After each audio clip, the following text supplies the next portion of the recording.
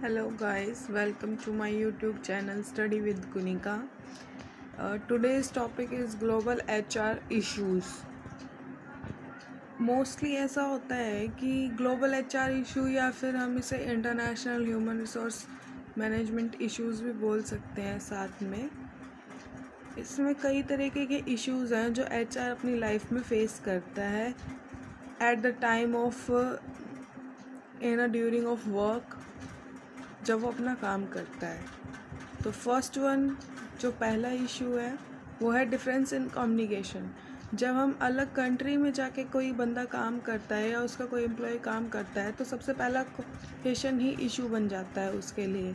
सबसे पहला इशू होता है कम्युनिकेशन, कि उनके जो कम्युनिकेशन के जो डिफरेंसेस हैं उनको कैसे कम करें। ये एचआर के लिए बहुत बड़ा इशू होता है। तो सेकंड वन है selecting of right person. Selecting of right person if ये तो खैर चाहे हम लोग ग्लोबल में देखें या फिर हम लोग देखें कि भाई वो अपने ही नेशन में अपनी कंट्री के लोगों को ले रहा है, तो भी ये वाला इशू तो हमेशा आएगा ही आएगा कि हमेशा एक सही पर्सन को अपॉइंट करना जो वो काम कर सके। जैसे कहते हैं ना, right person at a right place at a right time. हमें वो चीज़ को एचआर को वही चीज़ फॉलो करनी पड़ती है कि वो एक सही बंदे को चूज़ करे, वो काम करने में भी अच्छा हो, उसकी अडेप्टेबिलिटी भी अच्छी हो, वो फ्लेक्सिबल भी हो, सारे काम को अडॉप्ट भी कर सके, ऐसा बंदा हो, ऑलराउंडर टाइप बंदा हो। तो सेकंड इशू होता है कि कैसे वो पहचाने कि वो राइट पर्सन है इस जॉब के लिए। And the third one is training of employees. तो तीसरा इशू ये आता है कि एम्प्लॉयज़ की ट्रेनिंग, ये भी बहुत डिफ़िकल्ट होता है इन ग्लोबल एचआर में, क्योंकि ट्रेनिंग ऑफ एम्प्लॉयज़ के अंदर क्या होता है, उसकी प्री डिपार्टमेंट ट्रेनिंग भी होती है, pre departure training, post departure training, after that उसकी स्किल्स की ट्रेनिंग, बहुत सारी ट्रेनिंग्स आती हैं। ये हम अगले वीडियो में डिस्कस करेंगे इसको ब्रीफ में।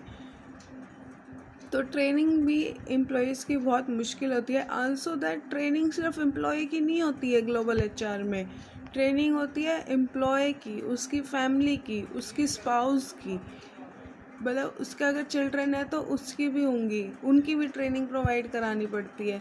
सो पता है कितनी कॉस्ट बढ़ जाती है। तो ये भी एक इशू है एचआर के लिए। रिटेन एम्प्लॉयज़, सॉरी मैं भूल गई वो फोर्थ वाला, चलो कोई नहीं, पहले हम इसको डिस्कस कर लेते हैं।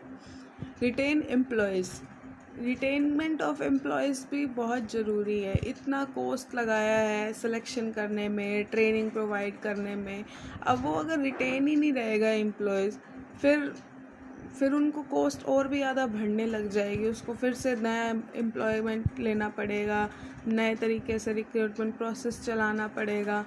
तो रिटेनमेंट ऑफ एम्प्लॉय भी बहुत ज़रूरी है। रिटेन एम्प्लॉय की कुछ स्ट्रेटजीज़ होती है कि कैसे एक बंदे को रिटेन कर सकते हैं अपनी कंपनी में। सो ये भी एक ग्लोबल एचआर इशू है। And the fifth one is handling grievances. जो भी उनके ग्रीवेंसेस होते हैं आपस में, इनके लेबर इश्यूज हो जाते हैं और इनके कुछ आपस में मिसकम्युनिकेशन, मिसअंडरस्टैंडिंग, ये सारी, और कोई कंपनसेशन के रिगार्डिंग ग्रीवेंसेस, ये सब हैंडलिंग करने पड़ते हैं एक एचआर को। तो ग्लोबल में ये बहुत बड़ा टर्म आ जाता है हैंडलिंग ग्रीवेंसेस, क्योंकि वहाँ सब अलग अलग नेशन के होते हैं, हर किसी की लैंग्वेज अलग होती है और हर किसी के स्टैंडर्ड्स, कल्चर सब अलग होता है। And the sixth one is compensation plan. Compensation plan भी सबसे पहले यही इशू बनता है कि हर कोई कंपनसेशन प्लान को देखकर ही जॉब को प्रेफर करता है। तो जब एक कोई ग्लोबल में जॉब लेने के लिए ग्लोबल उसमें ढूंढेगा कि एमएनसीज में ट्राई करेगा, तो उनके कंपनसेशन प्लान भी उसको उसी अकॉर्डिंग मिलने चाहिए, क्योंकि वो अपने नेशन को छोड़ के तुम्हारे नेशन में आ रहा है या अलग नेशन में जा रहा है, तो उसके खर्चे भी उस हिसाब से बढ़ जाएंगे और वो कंपनसेशन प्लान की भी डिमांड करेगा, वो भी अच्छे कंपनसेशन प्लान की।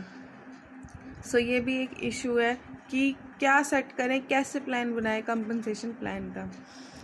फिर next one is cross national differences. Cross national differences are that कि कुछ डिफरेंसेस होते हैं हर नेशन के, हर कल्चर के, जैसे कि वहाँ पे टाइम की क्या वैल्यू है, वहाँ के लोगों का पैटर्न ऑफ थॉट माइंड क्या है, वहाँ पे कौन से बिलीफ या कौन से कल्चर को यूज़ मतलब अडॉप्ट किया हुआ है।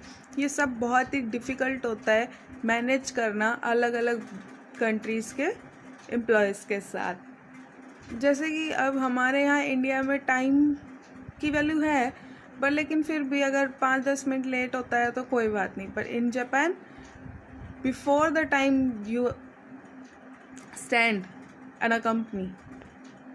सो ये होता है cross national differences. Managing international assignment, कुछ ऐसे असाइनमेंट्स होते हैं जो सिर्फ छोटे असाइनमेंट या शॉर्ट टर्म के लिए असाइनमेंट्स होते हैं, पर लेकिन उसके लिए भी चीज़ तो हमें सारी चाहिए। पर्सन रिक्रूट करना है, उसको सेलेक्ट करना है, उसकी ट्रेनिंग करानी है और उसके कंपनसेशन प्लान्स बनाने हैं। तो ये सब भी मैनेज करना, इंटरनेशनल असाइनमेंट्स या फिर कोई पर्टिकुलर प्रोजेक्ट को मैनेज करना भी बहुत ही डिफ़िकल्ट टास्क होता है for the HR। Managing legal relation, managing legal relation में लॉ आ जाएंगे जिसके अंदर हम अपनी कंट्री के साथ साथ हमें दूसरी कंट्री के लॉज को भी फॉलो करना पड़ता है। If the company is situated in Japan and they appoint the person from India, then they follow the both countries law. So ये भी बहुत डिफ़िकल्ट होता है उनका लीगल रिलेशन को मेंटेन रखना।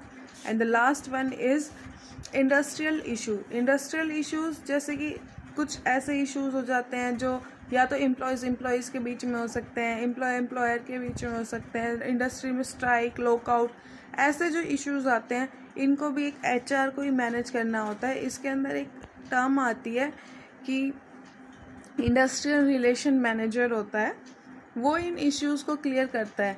सो ये भी एक बहुत डिफ़िकल्ट टास्क होता है इन अ ग्लोबल HR या फिर इंटरनेशनल ह्यूमन रिसोर्स मैनेजमेंट।